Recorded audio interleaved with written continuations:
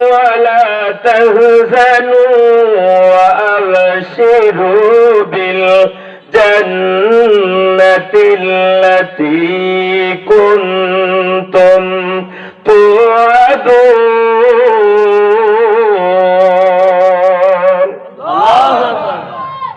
وقال الله تعالى إذن في شان حبيبي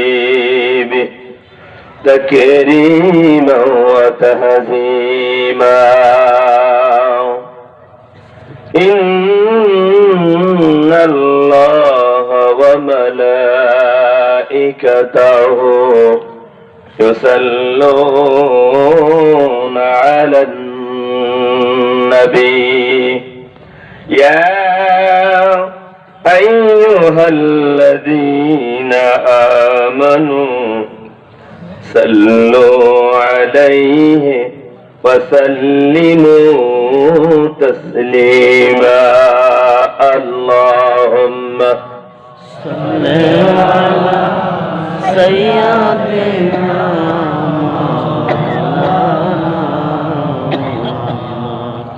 وعلى آل سيدنا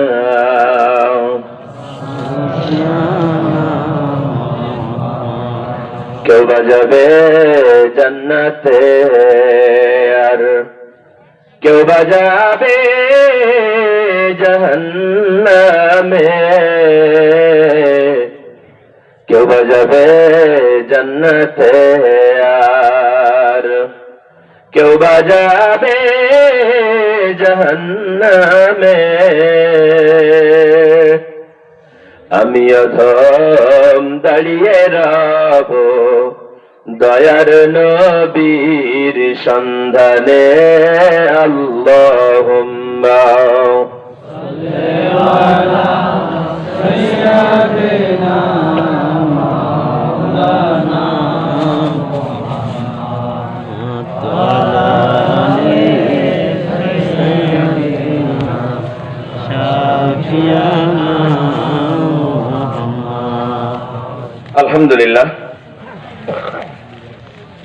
গাইবান্ধা জেলার গোবিন্দগঞ্জ থানার অন্তর্গত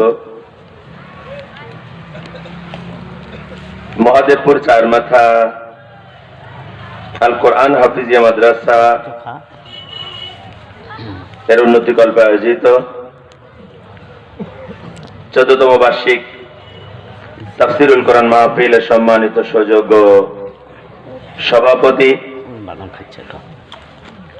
জনাব আলহাজ মোহাম্মদ আবু জাফর আলী সরকার, অবসরপ্রাপ্ত ব্যাংক কর্মকর্তা অগ্রণী ব্যাংক বগুড়া কে জি আজকে মাহফিলের সভা পরিচালনায় মাওলানা জাকারিয়া ইসলাম জুয়েল, আলোচনা পেশ করেছেন মাওলানা মোহাম্মদ এম শামস উদ্দিন সাইফুল্লাহ। এতক্ষণ অত্যন্ত সুরেলা সুন্দর আলোচনা পেশ করেছেন প্রিয় ভাই জনাব মাওলানা হাফেজ আবুল কালাম আজাদ জিহাদি। আজকের মাহফিলের প্রধান অতিথি বা প্রধান মেহমান জনাব ভিপি সেকেন্দার আলী মন্ডল, চেয়ারম্যান প্রণং Shibpur union Parishad. Co chairman সাহেবকে আসেনি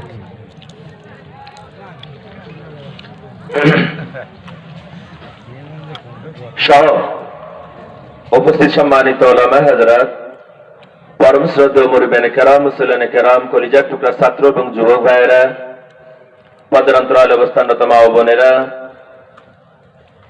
দূর দূরান্ত থেকে আগত, নিকটতম পল্লী থেকে সমাগত প্রাণপ্রিয় তাওহীদি জনতা,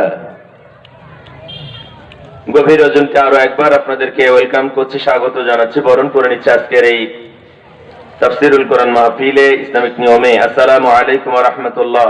ওয়া আলাইকুম আসসালাম ওয়া রাহমাতুল্লাহ। আল্লাহ রাব্বুল ইজ্জত ওয়াল জালাল তার শুকরিয়া আদায় করছি যে মহান মনিব আমাদেরকে নিতান্ত দয়া করে মায়া করে আজকের এই কোরআনের মাহফিলের জন্য কবুল করেছেন। সে রব্বুল আলামিনের জন্য আমরা শুকরিয়া আদায় করছি, বলছি আলহামদুলিল্লাহ। আলহামদুলিল্লাহ। আর একটু আওয়াজ দিয়ে বলেন তো আলহামদুলিল্লাহ। আলহামদুলিল্লাহ। আর একটু আওয়াজ দিয়ে বলেন আলহামদুলিল্লাহ। আলহামদুলিল্লাহ। ربنا لك الحمد ربنا لك الحمد حمدا كثيرا حمدا كثيرا طيبا طيبا مباركا فيه مباركا يا ربي يا ربي لك الحمد لك الحمد كما ينبغي كما ينبغي لجلال وجهك للجلال وعظيم السلطان عظيم سلطان শুকরিয়া করলাম কার? الله আরো একবার বলছি আলহামদুলিল্লাহ। الحمد لله বিশ্ব নবীর প্রতি দুরূদ আর সালাম আমরা সবাই মিলে বলছি সাল্লাল্লাহু আলাইহি ওয়াসাল্লাম। রূহের মাগফিরাত কামনা করছি আমাদের আপনজন প্রিয়জন যারা কবরবাসী, আল্লাহ রাব্বুল আলামিন তাদের সবাইকে মাফ করে দিয়ে জান্নাতুল ফেরদাউসের মেহমান হিসেবে কবুল করুন বলে আল্লাহুম্মা আমিন। اللهم آمين শহীদ ভাইদের শাহাদাতের সর্বোচ্চ মর্যাদা কামনা করছি। যাদের রক্তের উপরে দাঁড়িয়ে ইসলাম আমাদের পর্যন্ত পৌঁছে গিয়েছে, আল্লাহ রাব্বুল আলামিন তাদেরকে শাহাদাতের সর্বোচ্চ মর্যাদা দান করুন বলে আল্লাহুম্মা আমিন। اللهم آمين বিশেষ করে জুলাই বিপ্লবে যারা শাহাদাত বরণ করেছেন, আমরা সে বীর যোদ্ধাদের, দ্বিতীয় স্বাধীনতার বীর যোদ্ধাদের, প্রথম স্বাধীনতার যোদ্ধাদের স্মরণ করার আগে দ্বিতীয় স্বাধীনতার যোদ্ধাদেরকে স্মরণ করছি। আল্লাহ রাব্বুল আলামিনের কাছে ফরিয়াদ জানাই, রব্বুল আলামিন যে 2 সহস্রাধিক ছাত্র জনতা আত্মত্যাগের মাধ্যমে আমাদেরকে নতুন স্বাধীনতা দিয়ে গিয়েছে, তুমি তাদেরকে শহীদ হিসেবে কবুল করে নাও। آمين আরো জোরে আমিন, আরো জোরে আমিন। آمين আজকে হচ্ছে 15 ডিসেম্বর, জি কালকে কি 16 ডিসেম্বর 12টা 1 মিনিটে কিছু কিছু কি জানা হবে না? কি হবে না? আজকে তো সে আজকে 12টা 1 মিনিটে কি হবে না? কি হবে? ফটর ফটর হ্যাঁ, তোপর ধ্বনি হবে, তোপর ধ্বনি। এই তোপর ধ্বনির মাধ্যমে প্রথম স্বাধীনতা যুদ্ধের বীর শহীদদেরকে স্মরণ করা হবে, স্যালুট জানানো হবে, বিজয় উদযাপন করা হবে। আমরা এইটার সাথে নাই, ঠিক ঠিক কিনা? ঠিক কারণ এইটা ইহুদি এবং খ্রিস্টানদের কালচার, মুসলমানদের কালচার এটা হতে পারে না পারে? না মুসলমানদের কালচার কি? মৃত ব্যক্তির জন্য তার আপনজনেরা, তার শুভাকাঙ্ক্ষীরা দোয়া করবে, ঠিক ঠিক কিনা? ঠিক আমরা দোয়া করতে চাই রব্বুল আলামিন 1971 সালে পাকিস্তানি হানাদারদের বিরুদ্ধে লড়াই করে যারা এই মাতৃভূমিকে প্রথম স্বাধীন করেছিলেন, তুমি তাদেরকে শহীদ হিসেবে কবুল করে নাও। আমিন এটাই হচ্ছে দোয়া, কথা ঠিক কিনা? ঠিক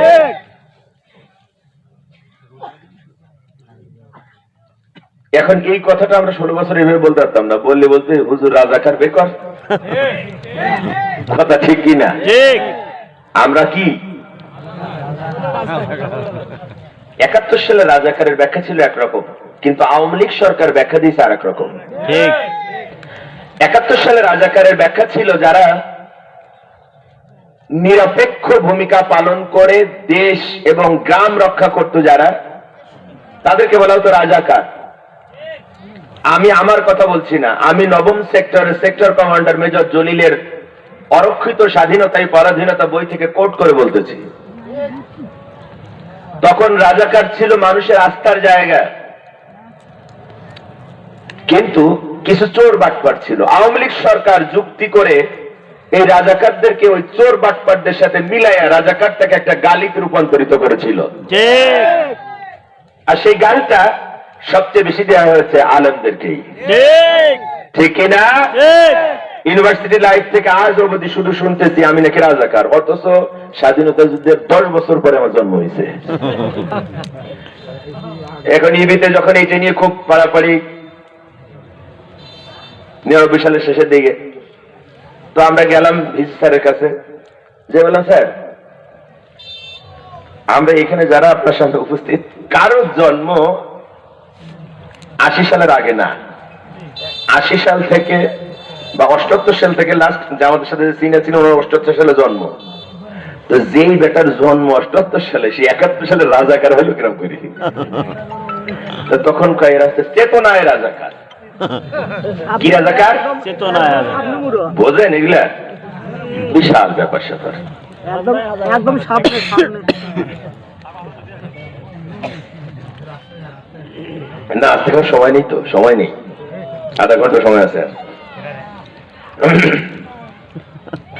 আমার ভাইয়ের, আমার বন্ধুরা, আমরা স্বাধীনতা যোদ্ধাদেরকে সম্মান জানাতে চাই, ঠিক ঠিক কিনা? ঠিক স্বাধীনতা যোদ্ধারা কোনো দলের নয়, ঠিক তারা পুরো জাতির, ঠিক ঠিক কিনা?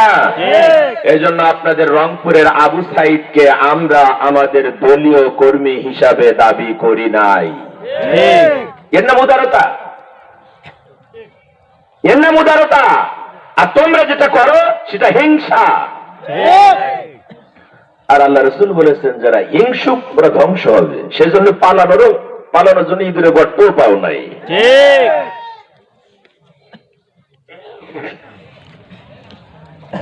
কথা ছিল বলার অনেক, কিন্তু সময় নেই, এজন্য বলা যাবে না। চলেন, যেহেতু আসছি, হক কিছুটা আদায় করে যাই, আধা ঘন্টার মধ্যে যতটুকুন হয় বলেন।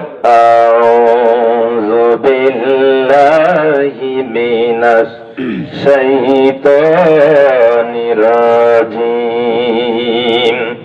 বিতাড়িত মারুদ শয়তানের ওয়াসওয়াসা থেকে আল্লাহর কাছে পানাহ চাই। বিসমিল্লাহির রহমানির রহিম। পরম করুণাময় দয়ালু দাতা মেহেরবান আল্লাহর নামে শুরু করছি।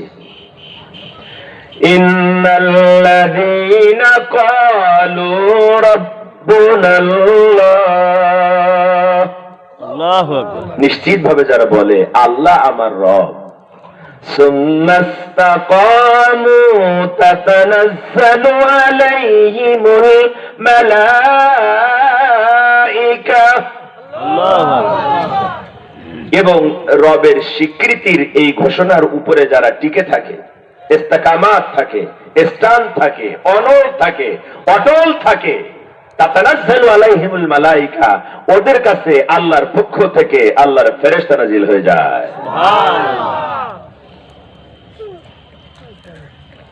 ফেরেশতা নাজিল হয় কি বলে? আল্লাহ তাখাফু ওয়া লা তাহজানু ওয়া আবশিরু বিল জান্নাতিল্লাতী কুনতুম তুআদুন।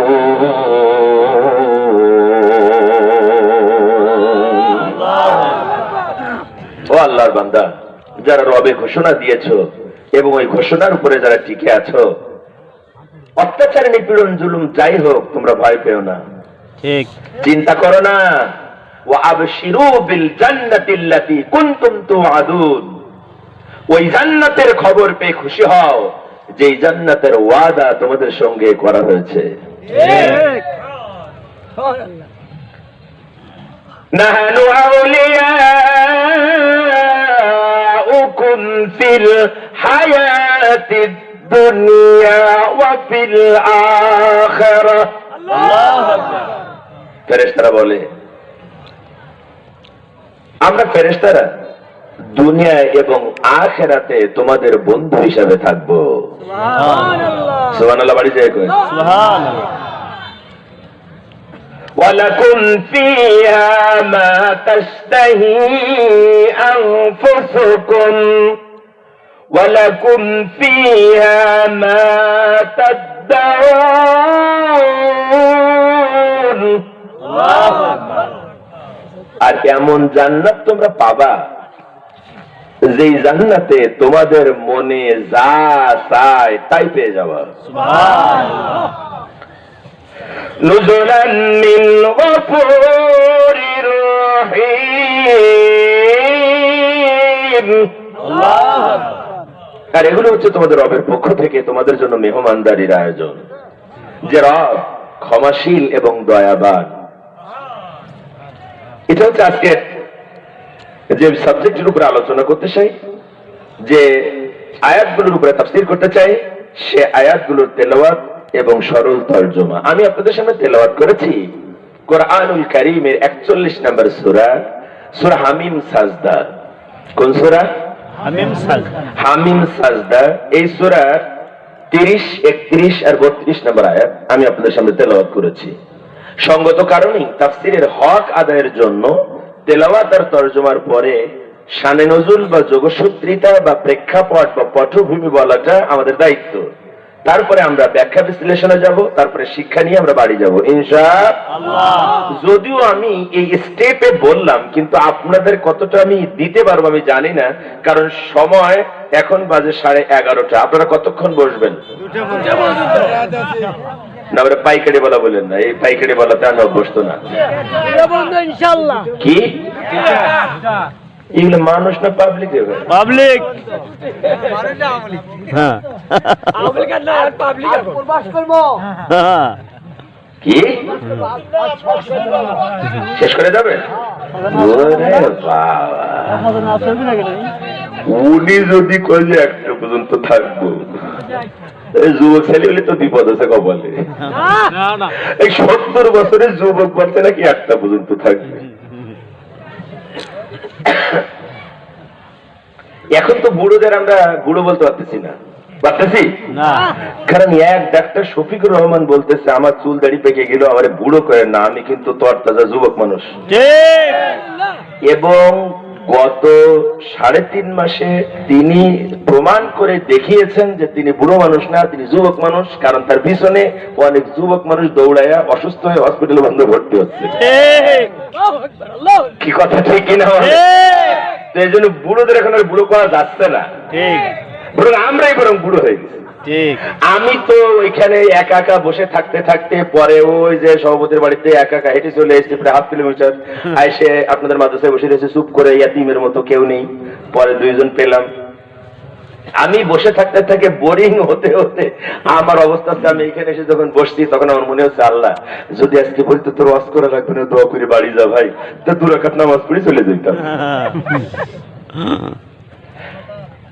আপনাদের উপস্থিতি আমাকে আশান্বিত করেছে, সেজন্য আমি বসে শুরুটা করতে পেরেছি ইনশাআল্লাহ। এখন আমার নিয়ত হচ্ছে আমি 12টা পর্যন্ত কথা বলবো, সেই অনুযায়ী আর 25 মিনিট টাইম আছে।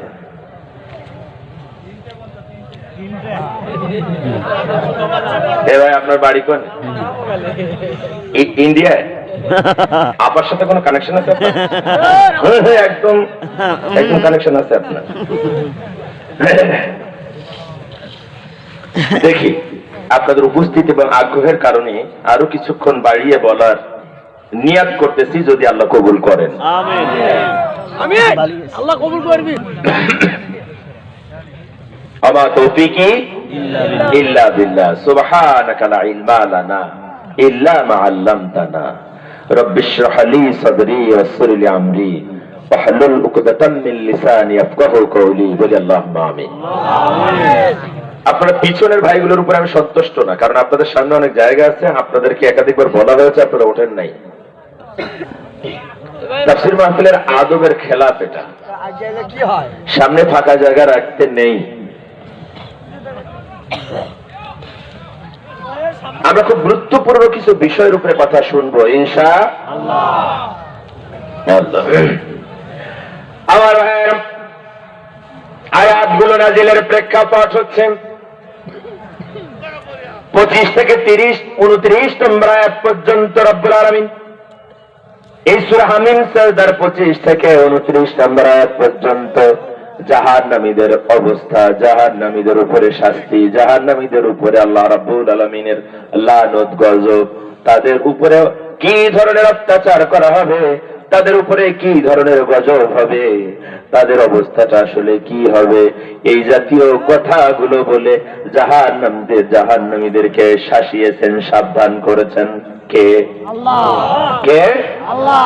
আল্লাহ রাব্বুল আলামিনের সুন্নাত হচ্ছে, রব্বুল আলামিন যেখানে গজবের কথা বলেছেন সে তারপরেই রহমতের কথা বলেছেন, যেখানে শাস্তির কথা বলেছেন তারপরেই ক্ষমার কথা বলেছেন। আল্লাহর সুন্নাত হচ্ছে রব্বুল আলামিন যেখানে জাহান্নামের কথা বলেছেন ঠিক তারপরেই জান্নাতের বর্ণনা আল্লাহ দিয়ে দিয়েছেন। যেহেতু আগের কয়টা আয়াতে জাহান্নাম এবং জাহান্নামীদের ব্যাপারে সাবধান বানিয়ে এবং তাদের কিছু চিত্র উপস্থাপন করা হয়েছে। সেজন্য সুন্নাত অনুযায়ী আল্লাহ রাব্বুল আলামিন বোঝাতে চাইলেন, আমার বান্দারা জাহান্নাম আর জাহান্নামীদের কথা শুনে হিতবিহ্বল হয়ে যাও না। কাফেরদের উপরে জাহান্নামের যে আযাব আর গজব, সেই কথা শুনে তোমরা হতাশ হয়ে যাও না। বরং তোমরা যদি কাফের না হয়ে ঈমানদার হতে পারো, তাহলে আমার পক্ষ থেকে তোমাদের জন্য অনেকগুলো পুরস্কারের ঘোষণা আছে। কথাটা কার? আল্লাহ। এই হচ্ছেন নাজিলের প্রেক্ষাপট। আমরা তেলাওয়াত কিরত আয়াত দিয়ে দুইটা বিষয় আমাদের কাছে স্পষ্ট হয়েছে। কয়টা? দুইটা। কয়টা? দুইটা। দুইটা বিষয় স্পষ্ট হয়েছে। তার মানে আজকের আলোচনার মূল সাবজেক্ট হচ্ছে দুইটা। একটা হচ্ছে ইন্নাল্লাযীনা ক্বালু রাব্বুনাল্লাহ, নিশ্চিত ভাবে যারা বলে আল্লাহ আমার রব, অর্থাৎ রবের স্বীকৃতি, রবের ঘোষণা যারা দেয়। দুই নম্বর কথা হচ্ছে সুম্মাস্তাকামু, শুধু ঘোষণা দিয়েই ক্ষান্ত হয়ে যায় না, বরং এই ঘোষণার উপরে যারা টিকে থাকে, স্থান থাকে, অনড় থাকে। প্রথমে হচ্ছে আল্লাহকে রব বলে ঘোষণা দেয়া লাগবে, দুই নম্বর ওই ঘোষণার উপরে টিকে থাকা লাগবে। এই দুইটাই মূলত আমরা আজকে বোঝার চেষ্টা করব তাফসীরের মাধ্যমে। কিন্তু রব্বুল আলামিন বলছেন এই দুটো কাজ যারা করবে আমি ওদেরকে পুরস্কার দান করব 5টা। কয়টা? কয়টা? পুরস্কারগুলো ফেরেশতা নিয়ে আসবে প্রয়োজনীয় মুহূর্তে। সুবহানাল্লাহ। প্রয়োজনীয় মুহূর্তে, যখন আপনার প্রয়োজন তখন ফেরেশতা আপনার কাছে নাজিল হয়ে সেই পুরস্কারের ঘোষণা দেবে। সেই 5টা হচ্ছে ফেরেশতা এসে বলবে তাতানাজ্জালু আলাইহিমুল মালায়েকা, ফেরেশতা নাজিল হয়ে যাবে। ফেরেশতা নাজিল হয়ে যায়, প্রথম বলবে আল্লাহ তাখাফু, দুই নম্বর বলবে ওয়ালা তাহজান। সুবহানাল্লাহ বলুন। সুবহানাল্লাহ। ফেরেশতা এসে বলবে আল্লাহর বান্দা ভয় পাও না, দুই নম্বরে চিন্তা করো না। কথা বুঝবেন কিন্তু। তাফসীর শুরু হয়েছে কিন্তু। মনোযোগ আছে? মনোযোগ আছে? কার কার মনোযোগ নাই হাত তোলেন। একজন আছে, ওই যে আছে মনোযোগ। আচ্ছা, আপনারা যারা প্রধান বক্তা কিরকম, সুর কিরকম, এটা দেখার জন্য শোনার জন্য যারা আসছিলেন তাদের তো কাজ মিটে গেছে। এখন এই কিছু লোকজন উঠবে, আমি ওদেরকে অনুমতি দিলাম আপনারা 1 মিনিটের মধ্যে উঠে চলে যাবেন। 1-2 জন করে উঠে যাবে না। যারা আসছিলেন যে হুজুরে দেখতে কেমন, বলে সুর আছে কিনা, ভাব ভঙ্গি কিরকম, ও তো দেখা হয়ে গেছে, আপনার কাজ মিটে গেছে না। আপনি ওঠেন, কেটে কেটে উঠবেন, উঠেন চলে যান। আমি সব বন্ধ করলাম। এরপরে যদি ওঠেন তাহলে কিন্তু ওঠেন, কারা কারা উঠবেন ওঠেন। শুনবো আমার ভাইয়ের, আমার বন্ধুরা, আমি কিন্তু কেসটা কাহিনী করতে পারবো না, সুর করে খুব একটা গান টানও করতে পারবো না। আমি ডাইরেক্ট কোরআন থেকে কিছু কথা যেটুকু নিজে বুঝি সেটুকুন আপনাদের সঙ্গে শেয়ার করার চেষ্টা করব। ওটা যদি কারো ভাষায় তাফসীর হয় তাহলে ওটা তাফসীর, কারো ভাষায় যদি আলোচনা হয় তাহলে ওটা আলোচনা। কথা বুঝেছেন? আমার ভাইয়ের, আমার বন্ধুরা, রব্বুল আলামিন বললেন নিশ্চিত ভাবে যারা বলে আল্লাহ আমার রব, আর ওই রবের স্বীকৃতির উপরে যারা টিকে থাকবে ওদের কাছে ফেরেশতা নাজিল হয়ে যাবে, যে বলবে আল্লাহর বান্দা ভয় পেও না, চিন্তা করো না। তার মানে এই বলার ধরনটা থেকে একটা কথা বোঝা যায়, সেটা হচ্ছে রবের স্বীকৃতির উপরে টিকে থাকাটা কোনো মামুলি ব্যাপার নয়। রব আমার আল্লাহ এই ঘোষণা দেওয়াটাই যথেষ্ট নয়, বরং রবের ঘোষণার উপরে টিকে থাকাটাই হচ্ছে আসল ব্যাপার। আর এই আসল ব্যাপারটা এরকম স্বাভাবিক কোনো ব্যাপার নয়, সাধারণ কোনো ব্যাপার নয়। এটা একটু ডিফিকাল্ট ব্যাপার, এটা একটু কষ্টকর ব্যাপার, এটা একটু ভুতুড়ে ব্যাপার, এটা একটু চিন্তনীয় ব্যাপার। কথা ঠিক কিনা? যদি তা না হবে তাহলে আল্লাহ বলতেন না ফেরেশতা নাজিল হয়ে ফেরেশতা বলবে ভয় পাও না, চিন্তা করো না। তার মানে রবের স্বীকৃতির উপর আপনি টিকে থাকতে চাইলে দুনিয়ায় যারা রবের দাবিদার, দুনিয়ায় যারা ভুয়া রবের দাবিদার, ওরা আপনাকে ভয় দেখাবে, ওরা আপনাকে চিন্তায় ফেলে দেবে।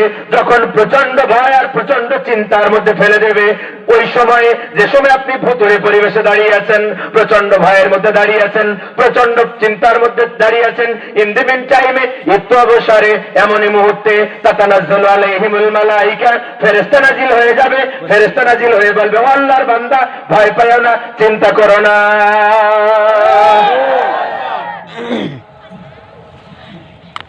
আমার ভাইয়ের, আমার বন্ধুরা, তাহলে রব কি জিনিস, রবের স্বীকৃতির উপরে কিভাবে টিকে থাকা লাগবে, ওইটা আলোচনা না শুনে, ওইটার আলোচনা না গ্রহণ করে আমরা উঠবো না ইনশাআল্লাহ।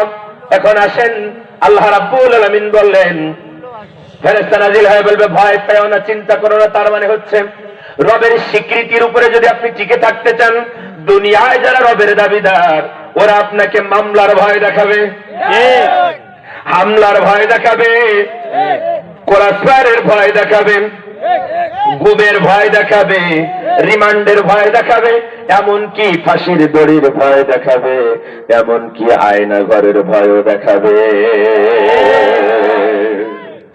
এলাকার পাতি নেতা যখন আপনাকে ভয় দেখায়, মামলার পরে মামলা, হামলার পরে হামলা, চাকরি কেড়ে নেওয়ার দুশ্চিন্তায় ফেলে দেয়, আছে না নাই? জমি কেড়ে নিয়ে, খাবার কমিয়ে দিয়ে, আপনার উপরে অত্যাচার নিপীড়ন, ঘর বাড়ি কেড়ে নেওয়ার মাধ্যমে যখন আপনাকে চিন্তায় ফেলে দেয়, যখন দুরবস্থার মধ্যে আপনি পড়ে যান, চূড়ান্ত দুরবস্থা, ঘরে থাকতে পারেন না, ঘরে ফিরতেও পারেন না, দিনের পরে দিন, রাতের পরে রাত, আছে না নাই? এরকম সময় ফেরেশতা হাজির হয়ে যায়। ফেরেশতা হাজির হয়ে বলে আল্লাহর বান্দা ভয় পেও না, আল্লাহর বান্দা চিন্তা করো না। এজন্য প্রতিদিন মাগরিবের পরে এক মুঠো ভাত স্ত্রী দাঁড়িয়ে থাকে বাইরে, আর সন্তান ভাতের প্লেটটা আপনার হাতে দেয়, আপনি কোন রকম দাঁড়িয়ে 5 মিনিটের মধ্যে কয়েক লোকমা খাবার খায়া প্রতিদিন বাড়ির থেকে বের হয়ে যান, কখনো মাঠে, কখনো বা কোনো গরিব মানুষের সাবড়ায় যায়, রাতের পরে রাত কাটার লাগে। কথা বলেন না কেন? আপনার হয়েছে কিনা জানি না, তবে হুজুরের কপালে জুটছে 3 বছর একটা না।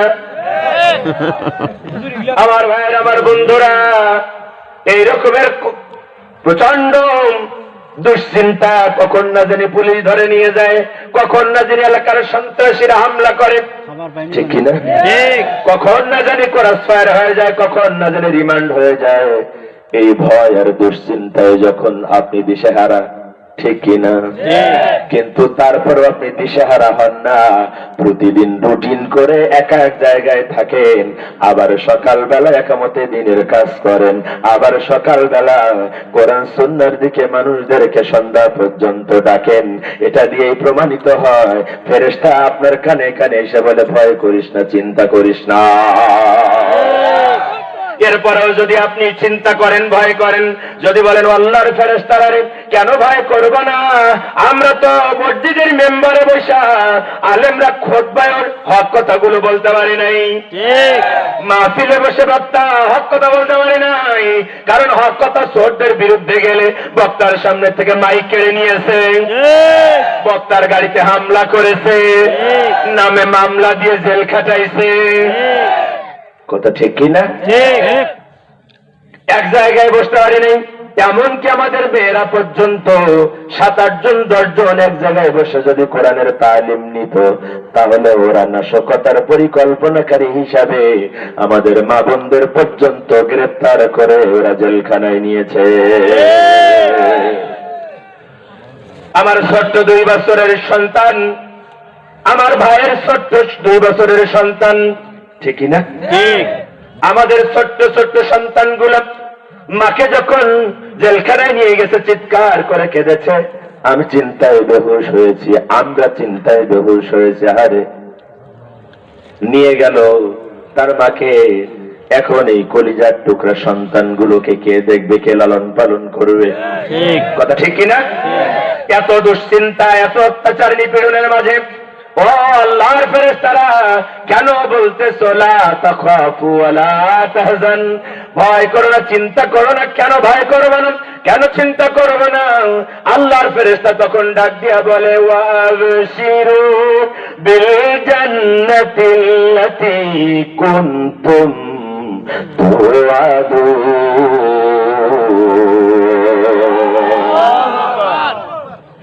আল্লাহর বান্দা, ভয় আর চিন্তা এই জন্য করবা না, তার কারণ তুমি ওই জান্নাতের খবর পেয়ে খুশি হও যেই জান্নাতের ওয়াদা তোমার সঙ্গে করা হয়েছে। তার মানে ফেরেশতা বলে ভয় করবে না, চিন্তা করবে না, জান্নাতের আকাঙ্ক্ষায় ভয় আর চিন্তা করবে না। তুমি তো জান্নাতের অধিবাসী ছিলে, তোমার বাবা মা ছিল জান্নাতে, তোমাদেরকেও জান্নাতে ফিরিয়ে নেওয়ার ওয়াদা করেছেন রব্বুল আলামিন। কথা ঠিকই না? তো জান্নাতের চিন্তায়, জান্নাতের আকাঙ্ক্ষায় খবরদার ভয়ের চিন্তা করবা না। কিন্তু এইখানে একখান তাফসীর কেন করা লাগবে, তাফসীর মাহফিলে কেন আসা লাগবে, কেন আপনার সন্তানকে হেফজখানায় নুরানি